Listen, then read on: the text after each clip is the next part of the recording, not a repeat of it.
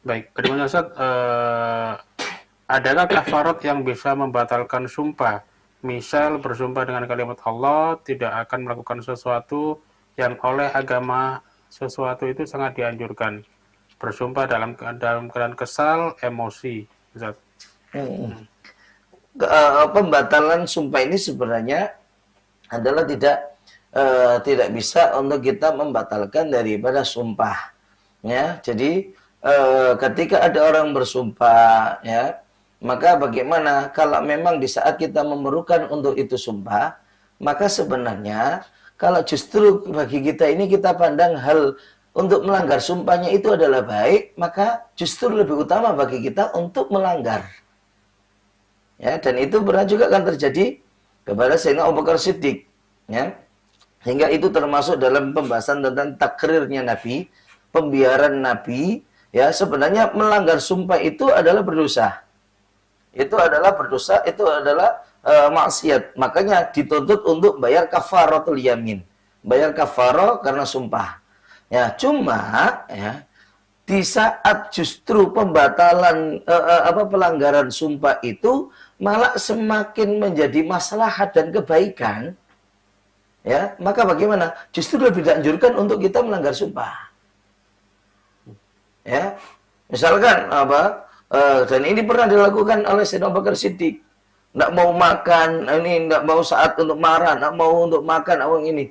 Tapi kemudian dia melihat malah merasa justru kalau ini makan semakin jadi baik maslahat bagiku. Akhirnya beliau melanggar sumpah dan diketahui oleh Nabi. Nabi membiarkan. Ini termasuk contoh takrir, pembiaran daripada Nabi. Dari situ akhirnya menjadi hukum bolehnya untuk melanggar sumpah di saat diketahui dalam melanggar sumpah itu justru semakin ada kebaikan. Ini malah dianjurkan untuk kita melanggar sumpah. Tapi tetap nanti wajib untuk membayar kafaroh. Ya, kafaroh sumpah.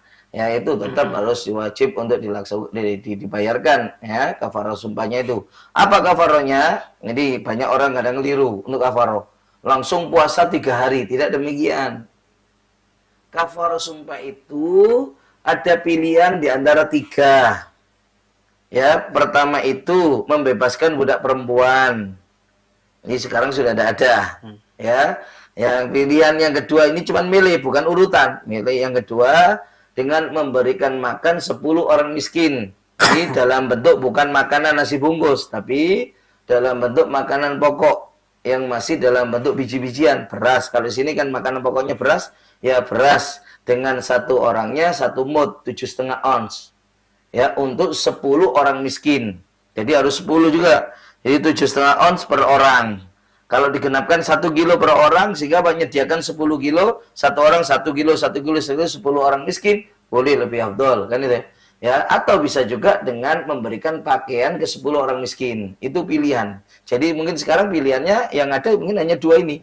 Antara ngasih makanan pokok ke setiap orang miskin, 10 orang miskin, setiap orang miskinnya 7,5 ons beras, atau pilihan kedua ngasih pakaian ke 10 orang miskin. Dan ini pakaiannya juga mutlak semua pakaian, bukan satu set, satu setel, enggak. Walaupun cuma kaos, misalkan kaos dalam, ya, beli 10 dibagikan satu-satu ke orang miskin, boleh. Walaupun mungkin celana, ya, itu boleh.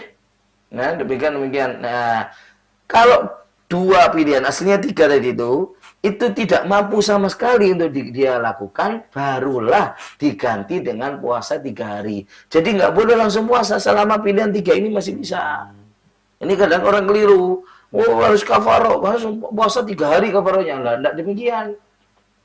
Ya, pilih 3 ini. Bisa pilih salah satu dari 3 ini, yang mana yang bisa, terserah. Dari 3 hal ini tadi, antara membebaskan budak, ngasih makanan pokok kepada 10 orang miskin, setiap satu orang miskin 7,5 ons beras, atau ngasih pakaian kepada 10 orang miskin. Nah, kalau 3 ini, tiga-tiganya nggak mampu, baru beralih puasa 3 hari. Ya.